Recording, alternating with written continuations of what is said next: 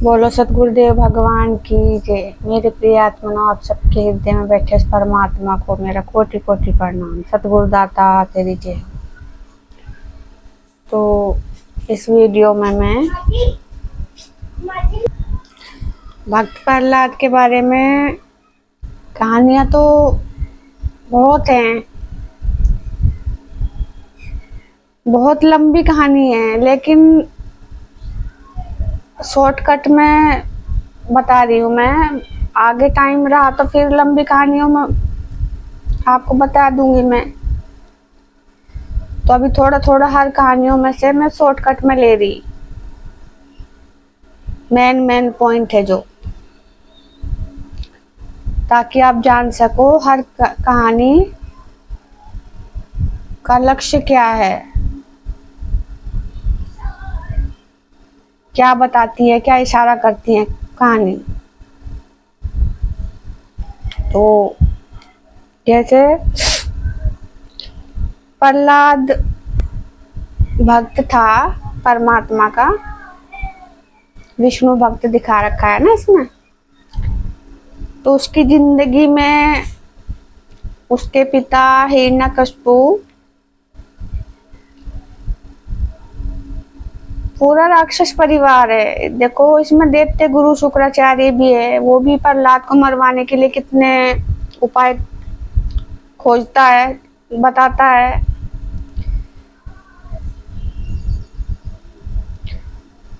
कयादू के दोनों पुत्र थे, मान लो एक ही शरीर में सब हैं।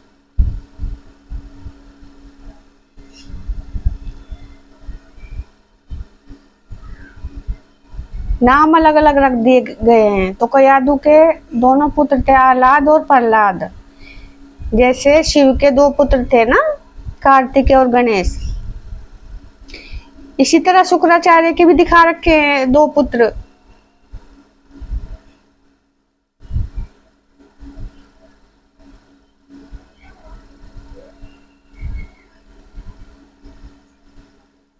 षंड और अमर्क।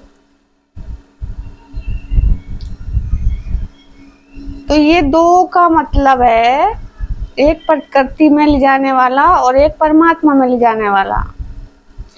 तो परमात्मा में ले जाने वाला प्रहलाद और प्रकृति में ले जाने वाला आह्लाद, क्योंकि आह्लाद सिंगिका ने पाला था, सिंगिका को दिया था कयादू ने। ये तो सिर्फ कहानियों में बताया गया, ऐसा हकीकत में कोई ऐसा कुछ नहीं है। साधना के रूप है सब। जैसे वासना का पुत्र जो बाहर बहेगी तो उसका आह्लाद होगा, और जो परमात्मा में बहेगी ऊपर को जाएगी उसका प्रहलाद होगा। तो ये आप कहानियों में आप देख सकते हो। जैसे कयादू बताती है ना सिंगिका को, होलिका को, तब उससे साफ साफ नजर आता है कि ये कयादू का पुत्र थे दोनों।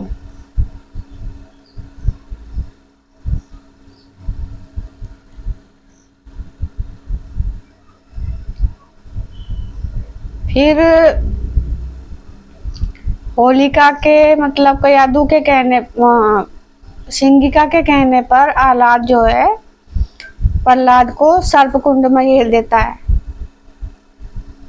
सर्पों का तो आप जानते हो ना, मैंने क्या बताया, सर्प कुंड क्या होता है। सर्पों का इशारा किस तरफ होता है? वासना की तरफ। सर्प क्या उगलते हैं? विष। और ये सर्प कुंड किसने तैयार किया था? आह्लाद ने। और वहां जो सर्प दिखाते हैं, सफेद रंग का सर्प दिखाते हैं जो डसता है आह्लाद को।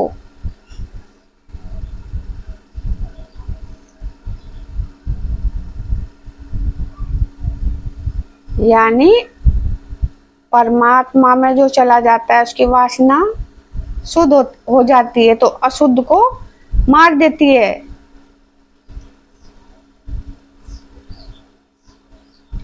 इसलिए उसके डसने से आह्लाद की मृत्यु हो जाती है।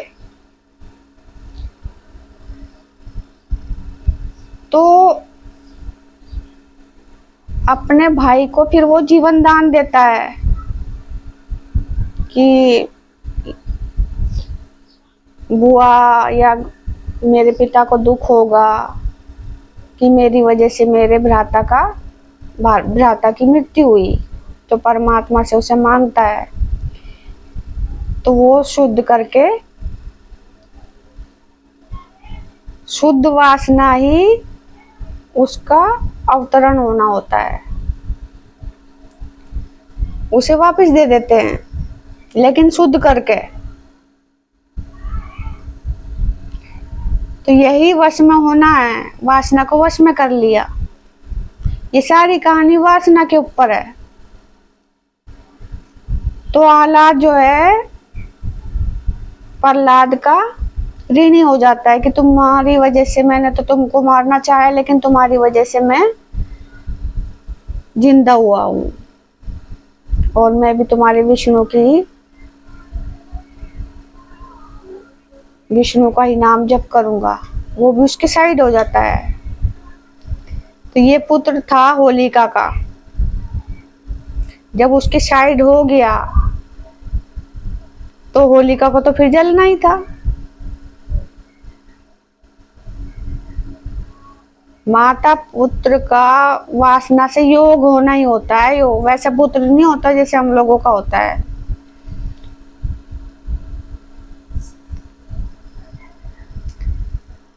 तो देखो, जो शुक्राचार्य के पुत्र थे संड और अमर्क, ये भी प्रहलाद को शिक्षा देने के बहाने ले जाते हैं और पागल हाथी के पास के आगे गिर देते हैं उसे। लेकिन पागल हाथी भी नतमस्तक हो जाता है उसके आगे प्रहलाद के, क्योंकि वो भक्त था।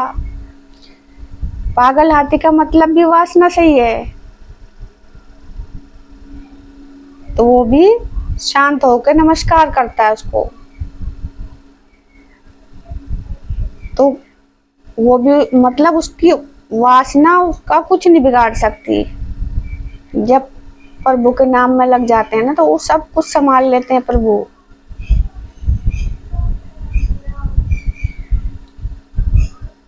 ये जो राक्षस रूपी वासनाएं समाप्त होती रहती है, इसका सामना परमात्मा करते हैं। भक्त को तो सिर्फ उसमें ध्यान लगाना होता है, सब कुछ परमात्मा से संभाल लेते हैं, रथी हो जाते हैं।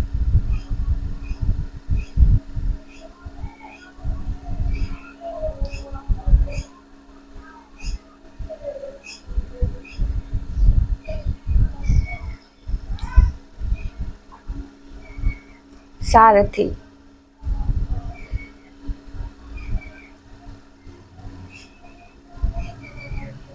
तो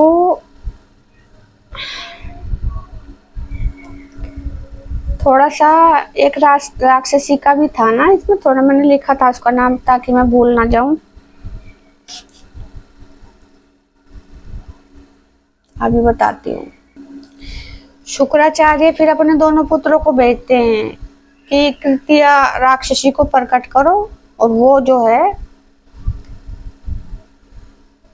इसको अपना हार बना लेगी। तो फिर प्रहलाद को लेके चले जाते हैं दोनों। तो वो कहता है कि मैं साधना में बैठा हूँ। शुक्राचार्य इसको मरवाने के लिए साधना करते हैं, और उसके पुत्र आगे की तैयारी करते हैं। कढ़ाई में जैसे तेल पका दिया कि वो प्रहलाद पूछता है कि क्या हो रहा है। वो कहते हैं कि भोजन बना रहे हैं। इतना सारा भोजन किसके लिए? बहुत बड़ी राक्षसी है वो ज्यादा खाना खाती है, उसके लिए। इतने में वो प्रकट होकर आ जाती है। कहाँ से प्रकट होती है वो? अग्नि से। और अग्नि कहाँ होती है? वासना से। आप धारावाहिक ये जो कहानी है आप मोबाइल में अपने देख लेना। अग्नि से प्रकट होती है वो। अग्नि वासना में तो होती है ना, तो राक्षस रूपी से वासना में तो प्रकट होते हैं। तो शुक्राचार्य के जो पुत्र थे वो शुक्राचार्य को कहते हैं कि क्या कहते हैं,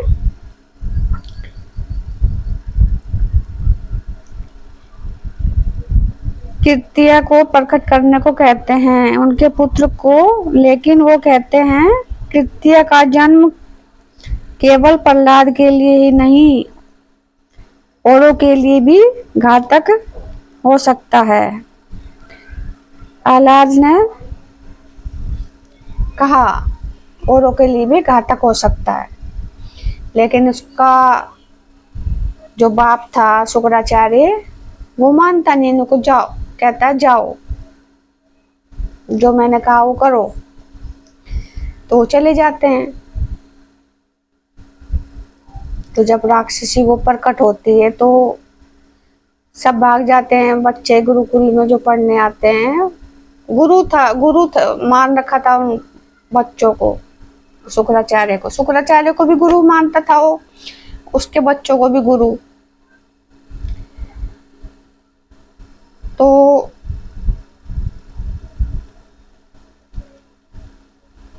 सब बच्चे वहां से भाग जाते हैं। तो प्रहलाद को वो राक्षसी पकड़ लेती है, कृत्या। ये सब वासना के रूप हैं, कृत्या का मतलब भी वही होता है। तो जब वो उसे कढ़ाई में गिर देती है, कढ़ाई का तेल भी शांत हो जाता है। वो परमात्मा का नाम लेता है प्रहलाद, विष्णु विष्णु ओम भगवते वासुदेवाय, यही कहता था ना। तो फिर क्या होता है, वहाँ सुरक्षा कवच तैयार हो जाता है उसका। तो जब राक्षसी तलवार से उस पर वार करती है खाने के लिए, तो सुरक्षा कवच उसका तोड़ नहीं सकती। तो जब साधना में बैठा होता है इंसान, तो उसका सुरक्षा कवच अपना बन जाता है। ना उसे वासना सताती है, ना उसे इंद्रियां सताती है, ना मन सताता है। धीरे धीरे सब शुद्ध होते चले जाते हैं। तो ये सुरक्षा कवच कौन बनाता है? परमात्मा। तो जब वो उसका सुरक्षा कवच वो तोड़ नहीं पाती, तो फिर वो शुक्राचार्य के दोनों पुत्रों के पास जाती है। उनको समझ आ जाता है कि अब हमारी नौबत आ गई, प्रहलाद को तो मार नहीं सकी और हमने इसको प्रकट किया, अब ये वार हमारा है, हम पे करेगी, तो भाग लो। उसके आगे माफी मांगते हैं कि हमें छोड़ दो, हमें मत मारो, हमें क्षमा कर दो, लेकिन वो मानती नहीं है। क्योंकि जब वासना जागृत होगी तो अपना काम पूरा करके जाएगी। तो उन दोनों के वो सिर काट देती है। यानी कि प्रहलाद की वासना जीत गई तो दूषित वासना का सिर कट गया। प्रहलाद की वासना का जीतना और दूषित वासनाओं का सिर कटना। और फिर ये शुद्ध हो जाते हैं वहां से शुद्ध कैसे हो जाते हैं? अब वो भागा भागा जाता है शुक्राचार्य के पास। जब वो कढ़ाई में से उठ के आता है ना, देखो मेरे पे आगे पीछे थोड़ा बोला जाता है।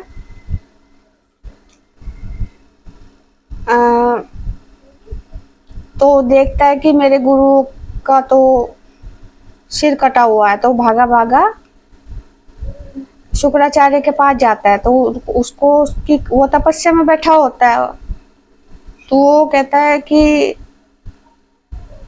संड और अमर के बारे में पूछता है। तो कहता है कि वो जिस विद्या से उन्होंने प्रकट की थी वो उसने ही उनको मार दिया, राक्षसी ने। तो वो प्रहलाद को बुरा भला कहता है कि तुम्हारी वजह से मेरे पुत्रों का मृत्यु हुई, पुत्रों की। तो वो प्रहलाद कहता है कि ये कलंक मेरे सिर लग गया।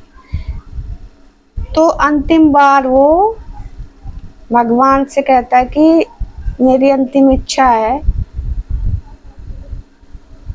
कि मेरे गुरुदेव के पुत्रों को वापस कर दो, मतलब जीवन दान दे दो, फिर मैं कुछ नहीं मांगूंगा, मेरे सिर से कलंक हट जाएगा।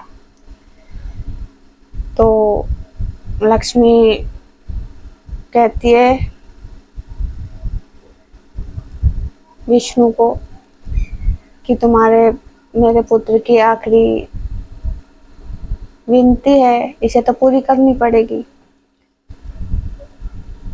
तो उस टाइम आप देखना, विष्णु ओम नाम का जाप करता है, और ओम नाम का जाप किसका होता है? परमात्मा का नाम। अगर आप विष्णु को परमात्मा मानते हो तो वो ओम नाम का जाप क्यों करता है? क्योंकि सबसे ऊपर की ताकत परमात्मा की होती है।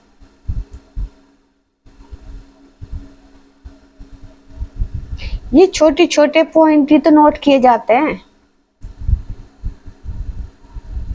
ध्यान से देखेंगे, किसी भी चीज को ध्यान से देखेंगे ना तो समझ में आता है। तो फिर वो जाप करना शुरू कर देता है प्रहलाद, तो उनके पुत्रों के सिर जुड़ जाते हैं और वो जिंदा हो जाते हैं।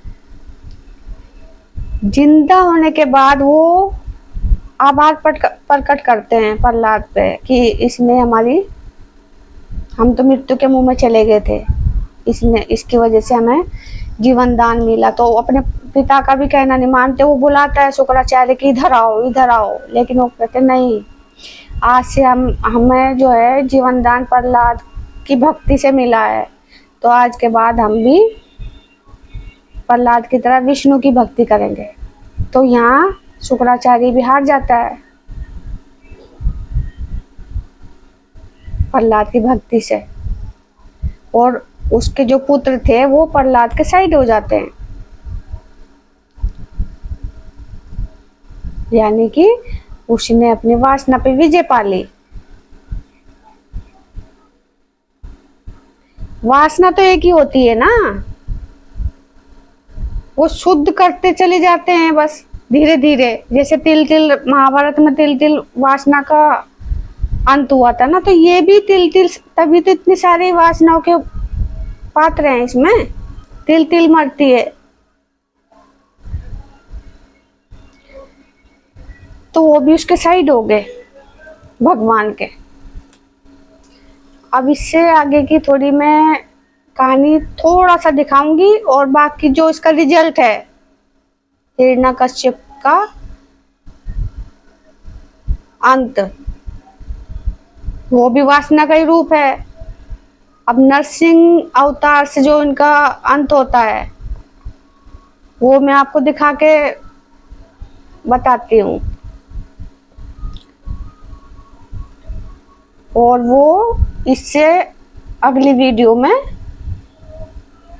नरसिंह का वध अगली वीडियो में दिखाती हूँ। फिर वीडियो लंबी हो जाएगी ना, तो इस वीडियो में इतना ही।